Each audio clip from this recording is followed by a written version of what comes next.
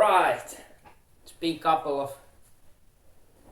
think 2 weeks or something since my last video, and today the most interesting topic today is I'm going to be talk about of quite many games that I'm interested about, but have not yet purchased them for what not reasons that I'm going to probably tell you about. But yeah, mostly this is about Song of Horror that I'm really looking forward to. It's coming tomorrow for consoles, PS4 and Xbox One, not the PS5 and Xbox Series consoles. Yeah, and I talked about the Song of Horror on my other video. I can't remember how much I talked about it, but I have tried to not watch much of gameplay because I don't want major spoilers. Just wanted to see, only saw a few minutes of gameplay just to see that how the game looks, how the camera works, and it's really kind of Silent Hill type. Not they have fixed camera angles, but not like pre-rendered backgrounds. Of course, 3D backgrounds. Yeah, much like Silent Hill, and I'm really glad. I'm always a fan of, fixed camera angles. They are just, since the Resident Evil, they have been like a weapon of choice for me when it comes to survival horror games. But yeah, but I have read a little bit more about Song of Horror, and the more I have read, the more it has shaped up to be a kind of spiritual successor to Eternal Darkness on GameCube, and I really loved that game back in the day, and of course I still love the game, but I just haven't played it in ages. I've read that the similarities between Song of Horror and Eternal Darkness is, of course, the Lovecraftian theme, but also you play as, if I remember right, as 16 different characters in Song of Horror, like in the not Resident Evil. Like in the Eternal Darkness, you play it. I can't remember how many characters, but there were quite many. So yeah.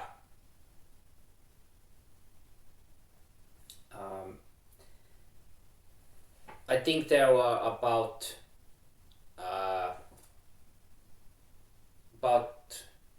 10 different characters and this has 16 different characters, and I'm not sure, but I hope that you play as in Song of Horror, like in the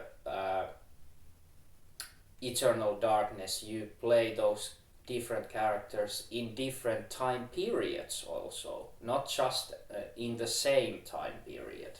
So that would definitely make things much more interesting, but I'm really not sure if the time periods change in Song of Horror. That remains to be seen. I really hope they do, because it really reminds me of Eternal Darkness, what I have read about it.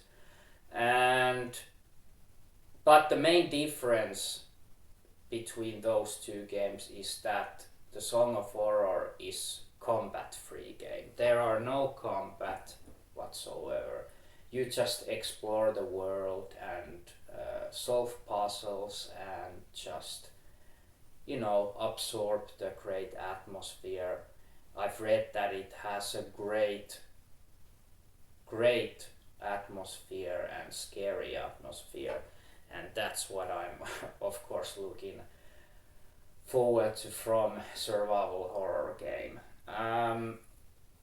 But yeah, really excited about Song of Horror finally hitting consoles tomorrow. And I'll be getting it, of course, for my PS4 Pro. And the game is made by using Unreal Engine 4. So, and what I have saw from the PC version of it, it looks really good. It's like so gorgeous looking game. Of course, if you are using Unreal Engine 4, it's, well, not always, but you can do ugly looking games on that engine too. But if you want, or if you are not skillful enough to make them look good. But anyway, yeah, I hope there will be a PlayStation 4 Pro enhanced features like maybe 4K or just higher resolution, maybe better frame rate or some better visuals. Not sure about that, but I hope so. But if not, it's still probably going to, of course, run better on Pro than on the standard. So yeah, definitely getting that for PS4 Pro. And what I'm also interested about is the price. And the price is 30 euros on Steam, the complete edition, because initially Song of Horror was released as an episodes, different separate episodes, and then it was just packed together everything to make it a complete edition, and they are selling that complete edition on Steam for 30 euros. So I hope that Sony is not getting so greedy that they are actually asking more of this console release. So I am going to buy it if it's 40 euros, but I'm going to do that with a little fury. I will be mad if they are going to rip us console players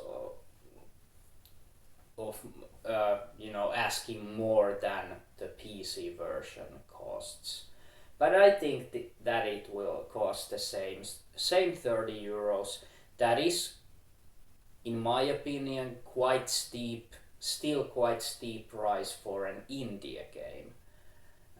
After all, this is indie game, not the big budget, big company game.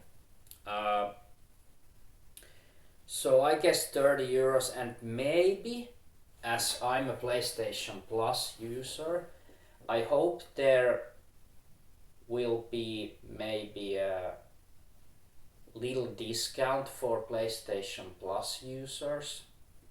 That would be much appreciated, like 10% or 15% off or something.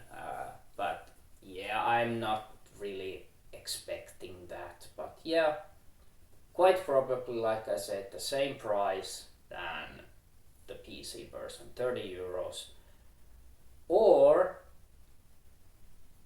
if we are lucky, they will only ask for €25. I don't think 20 is too cheap, but €25 because this is after all quite well, not old, but it was released back in 2019 for PC. So the end of 2019. So this game is already 1.5 year old game actually. So they could compensate that by asking maybe a €5 less. I don't know. I would be happy if it's €25, but yeah, it's probably going to be €30. Anyway, that's about that, the main topic, but there's still a couple of other games I would like to talk about here. And the next is the game that I've been reading that it has been a quite of sleeper hit. Nobody really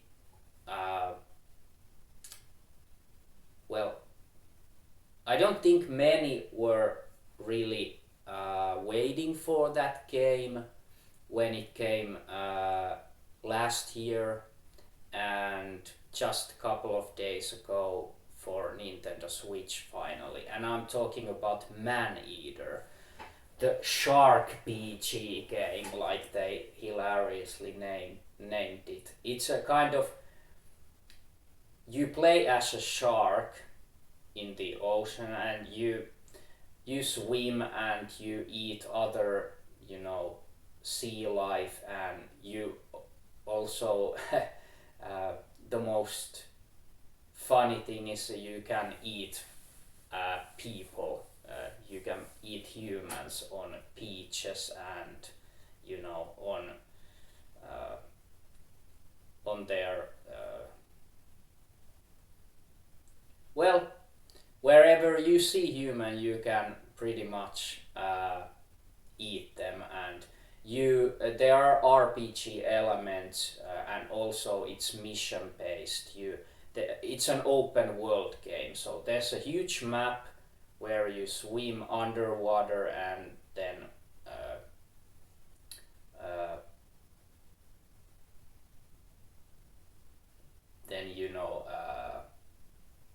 sometimes just go above the water and try to eat people and shit like that. But yeah, really unique game that I just haven't purchased yet, but I'm going to purchase it along with the Song of Horror tomorrow for my PS4 Pro. And I'm going to tell you that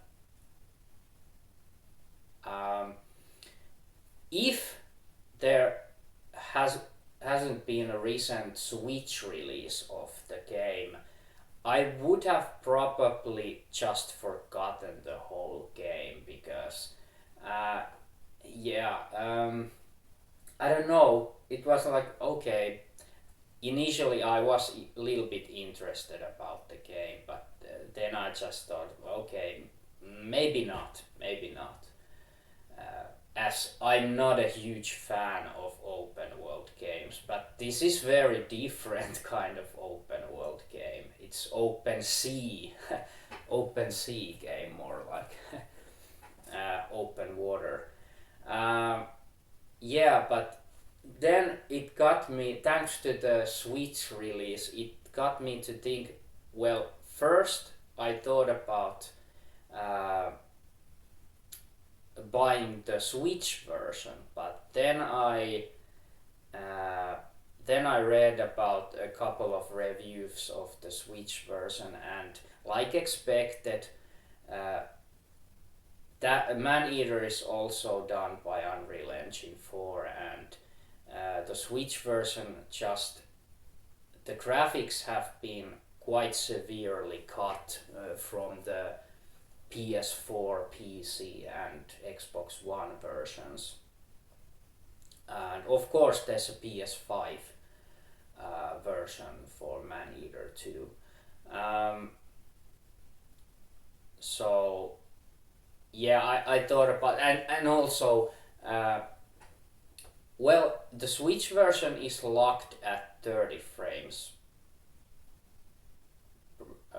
FPS, just like the PS4 and Xbox One versions. And I think also Xbox One X and PS4 Pro are, I don't know why, but they are for some reason locked at 30 FPS too.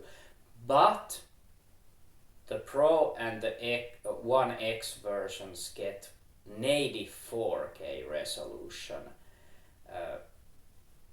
So that's great. I think the ocean and just all the scenery looks absolutely fantastic in 4K. So yeah, there are 4K. I mean, PS4 Pro enhanced features on Maneater, and that's a good thing. But yeah, it's an open world shark PG game with not the heavy, but just the, you know,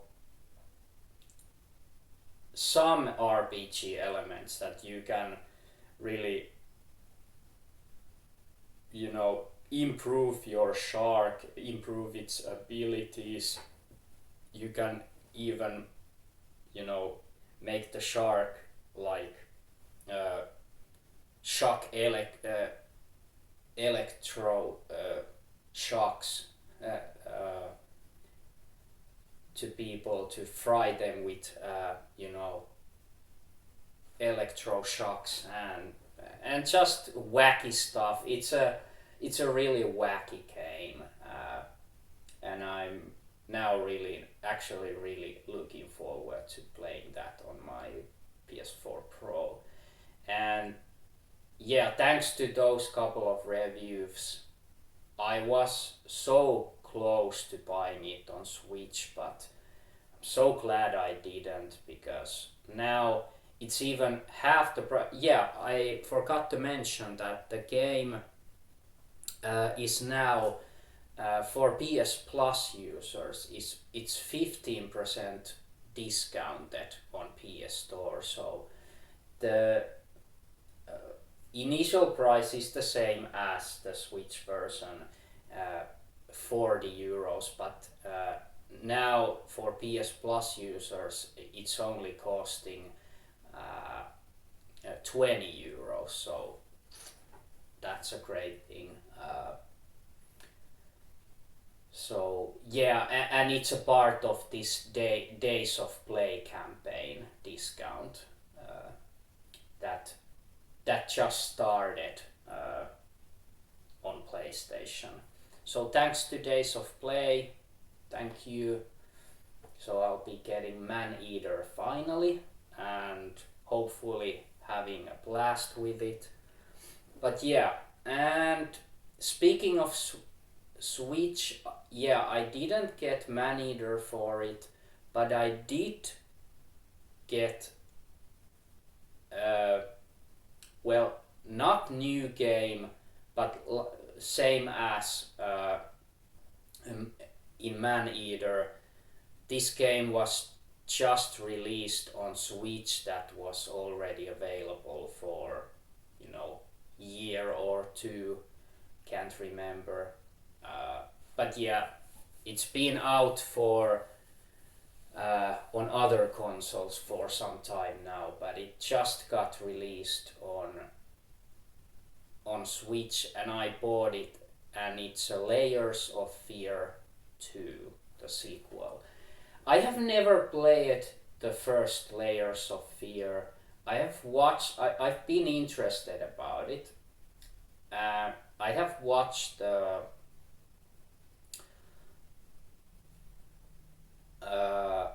I think even the full LP of it, can't remember. I think I saw the full LP of it, and I'm kinda glad I didn't buy that game because it was a little bit disappointing for me, and also that game wasn't, as I remember, it wasn't really long either, so I think it was quite a short game. But of course, like Song of Horror, Layers of Fear games are indie games.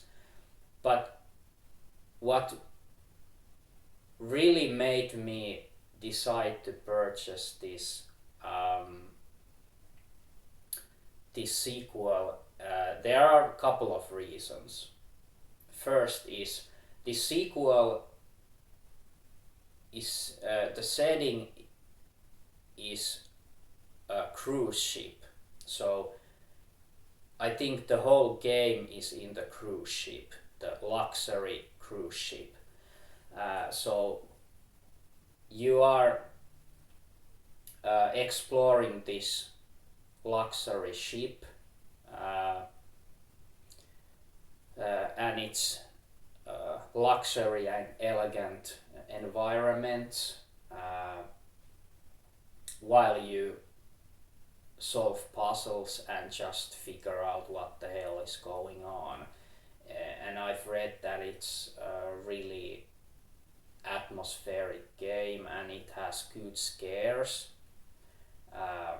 Hopefully good scares and not cheap jump scares, but that remains to be seen.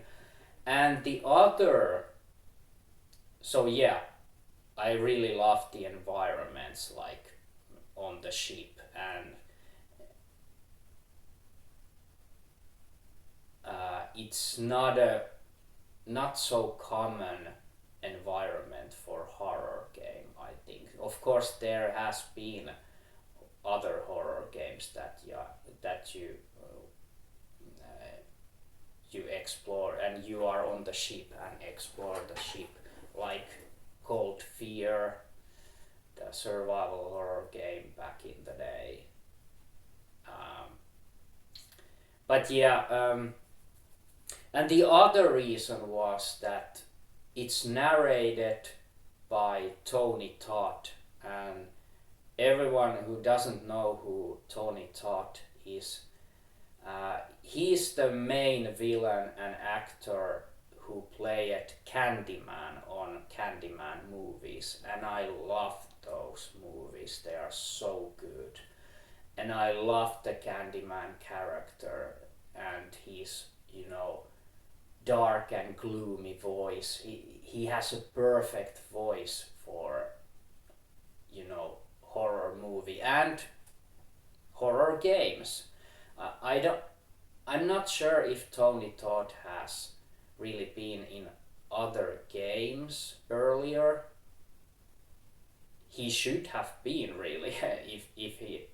if this is his first video game that he has worked on, I'm really surprised. Like, what?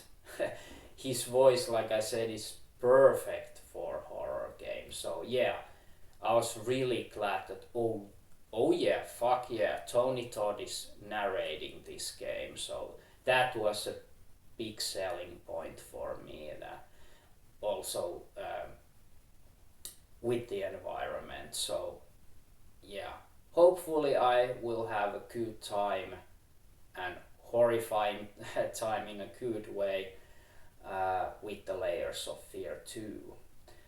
And lastly, I will talk about just recently Invader Games that made the Daymare 1998. That was a very decent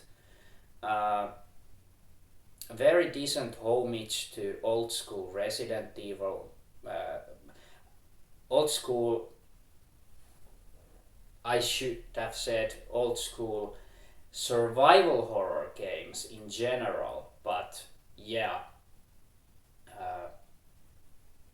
but specifically Resident Evil series.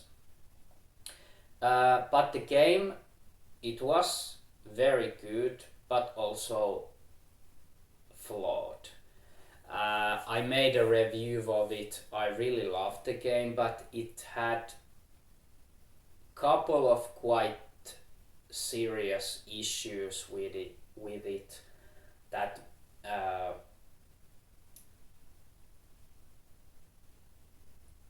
that really hurt the game overall. But still, in the end, that was really decent effort on making a old school style Resident Evil or just survival horror game in general. Uh, Really good effort, and now the Invader Games has announced that they will be doing a new Daymare game named Daymare 1994. Can't remember the word that it was Daymare 1994 something. I think it was something like sand something. I just can't remember now. But yeah, I'm really looking forward to that, and I hope they will fix those issues that were present on the Daymare 1998. And at this time, it's scheduled to come early next year for PC, PS5, and Xbox Series consoles. No mention about PS4 or Xbox One version, so I'm a little bit worried, if I don't